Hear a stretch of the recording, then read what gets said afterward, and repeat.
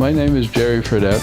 I am retired from the construction industry, and I'm an avid, a passionate gardener, I would say. I love gardening. It's my way of life. It shadows my whole aspect of the way I live. I started gardening actually when I was about 10 years old.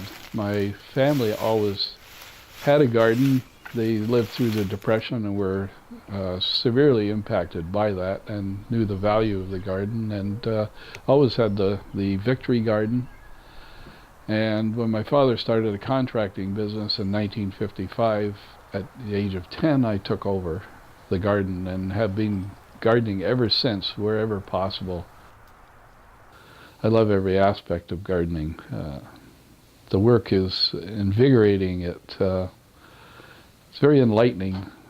I'm amazed how the nature works in the seeds, the way they sprout and they grow into individual plants. Everyone's different. I love composting. That's a passion with me. I love the way the nature's bacteria breaks everything down and recycles everything and feeds it back to us in food. I think there's a lot of security in growing your own food. You're not dependent on the 4,000-mile journey that other food takes to get here, and the cost of that on the environment. I like to divide the garden into rooms, so to speak, and that helps with changing locations of various plants. It kind of confines them into areas, and I use vertical bean trellises because I love growing beans and I hate picking them, bending over to pick them, so I grow them on a trellis, and that makes it easy for picking. I guess beans are my favorite. That and tomatoes. Grow an awful lot of tomatoes. Today's garden is much larger, though I have been toning it down a little bit because I'm getting older, and the physical work takes its toll on me sometimes. But I grow a lot of different plants than I used to. Our eating habits change, so sometimes it's hard to plan what we're going to be wanting to eat next summer.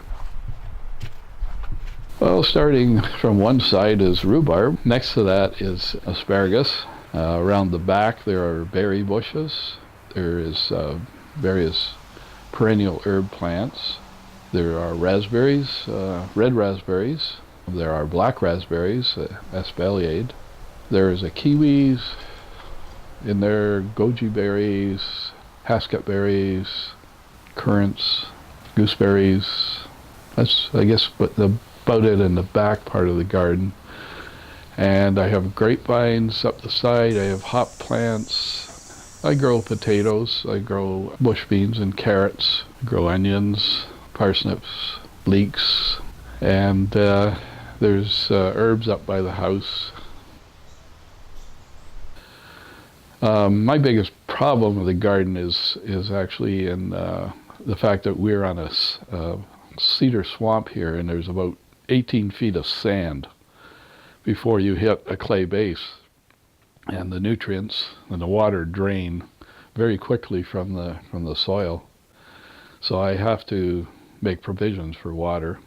I try not to use city water because I store all my rainwater, and I did put in a small sandpoint well, which gives me a limited supply of water. I have a small swimming pool in the yard. It's 10 feet in diameter and about 30 inches deep, and that's where my rainwater goes, and the water I can get out of the ground, and I use that to water my plants during the growing season.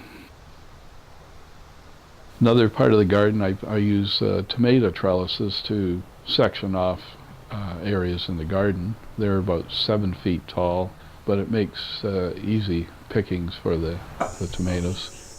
These are tomatoes that are cut up and put in a pot and stewed down so that they soften up, and then bring them over here and put them in this processor that takes the seeds and the skins out of it.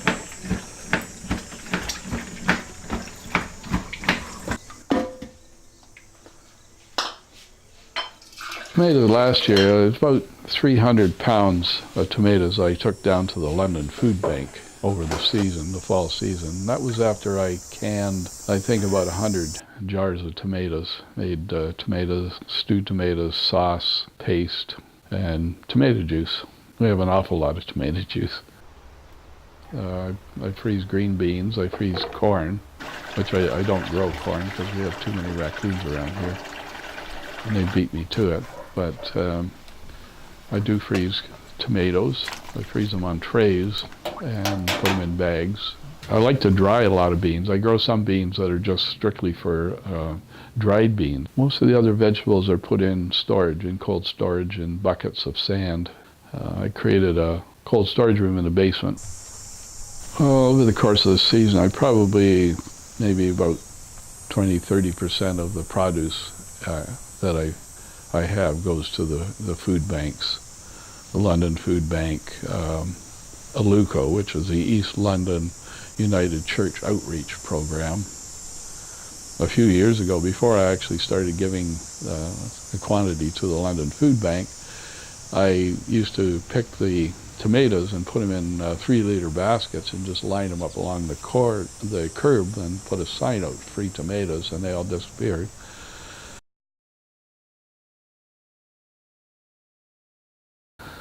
Well, these quilts on the wall, I make them to give away.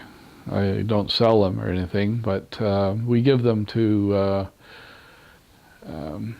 hospice, charities, for charity auctions.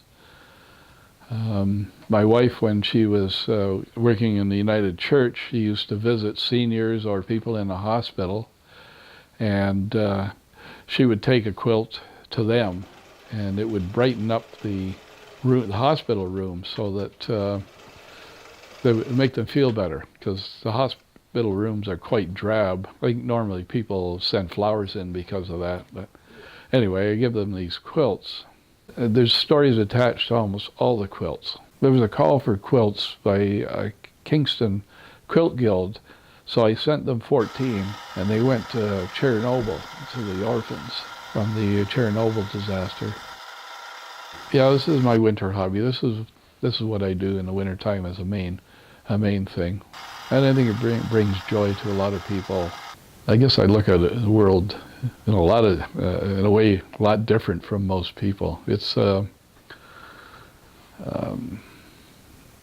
very satisfying to be in the garden. It's I love being in nature. I love being outside. I spend most of my summers outside.